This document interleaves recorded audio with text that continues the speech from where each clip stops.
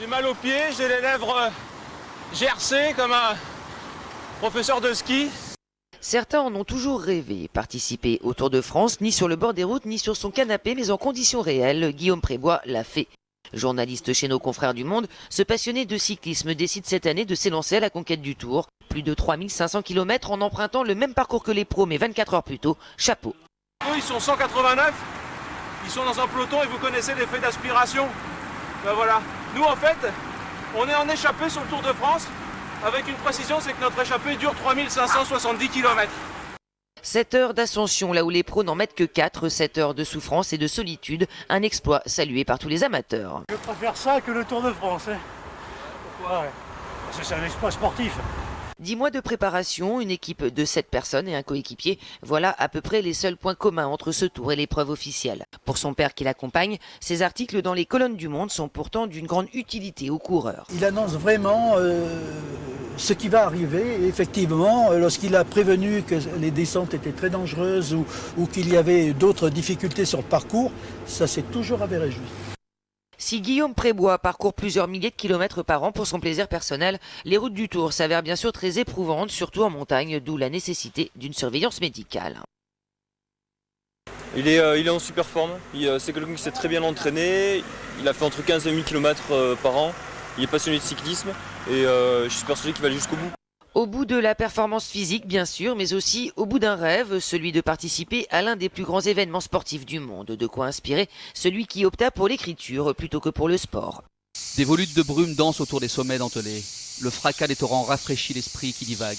J'ai parfois l'impression de me dédoubler et de planer au-dessus de ma silhouette qui pédale en danseuse.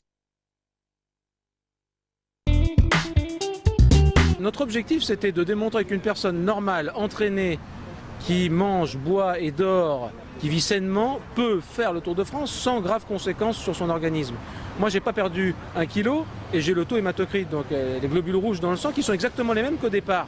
Objectif pleinement rempli donc pour notre confrère Guillaume Prébois qui a terminé hier son Tour de France parallèle en arrivant sur les Champs-Élysées. Parti la veille du départ londonien de la Grande Boucle 2007, Guillaume a effectué l'intégralité du parcours, soit les mêmes 3570 km et 20 étapes que le peloton officiel. Chapeau et champagne, reste que cette expérience a surtout permis à notre confrère de mettre en évidence les incohérences du cyclisme professionnel actuel. Si vous comparez avec les grands champions de l'histoire du cyclisme, vous vous rendez compte que des gens comme Bernard Hinault n'auraient pas pu suivre Contador ou Rasmussen.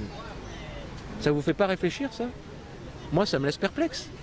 Tant que je ne verrai pas la moyenne horaire du Tour de France, la moyenne générale, diminuer, ce qui n'est pas le cas depuis 10 ans, ça fait 10 ans qu'on parle de l'affaire Festina, ça fait 10 ans qu'il y a des affaires, ça fait 10 ans que la moyenne du Tour de France augmente, et bien tant que cette moyenne ne baissera pas, je continuerai de penser que le Tour de France est truqué.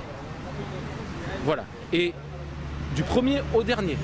C'est-à-dire qu'il n'y a pas que le premier qui se dope, il y a le dernier aussi pour suivre. Maintenant que le champagne est débouché, vient l'heure des bilans pour notre confrère Guillaume Prébois. Avec 24 heures d'avance sur le peloton, ce journaliste indépendant a effectué l'intégralité du parcours du Tour de France, soit les mêmes 3570 km et 20 étapes que les coureurs professionnels. Performance remarquable, finalement accessible à tout un chacun. Seule condition, arriver avec près de 30 heures de retard sur la lanterne rouge de la Grande Boucle. J'ai voulu envoyer un message d'espoir. J'en avais assez d'entendre dire tous dopés. Il est faux de dire qu'il faut se soigner pour faire le Tour de France. Moi, je suis une personne tout à fait normale, ordinaire. Je me suis entraîné, je me suis bien préparé. Et en mangeant, en dormant, en buvant et en m'entraînant, j'ai réussi à faire le Tour avec une moyenne honorable puisque on a mis 124 heures. Le dernier du Tour de France ce soir aura mis environ 100 heures. On n'était que 2 avec Fabio, mon coéquipier. C'est pas mal. Pas mal du tout, honorable surtout. Le taux d'hématocrite de Guillaume Prébois a d'ailleurs légèrement augmenté, 41,5 au départ, 42 à l'arrivée. Moi, je termine presque en meilleure forme, me disait le professeur Daniel Rivière du CHU de Toulouse, qu'au départ, lors du test.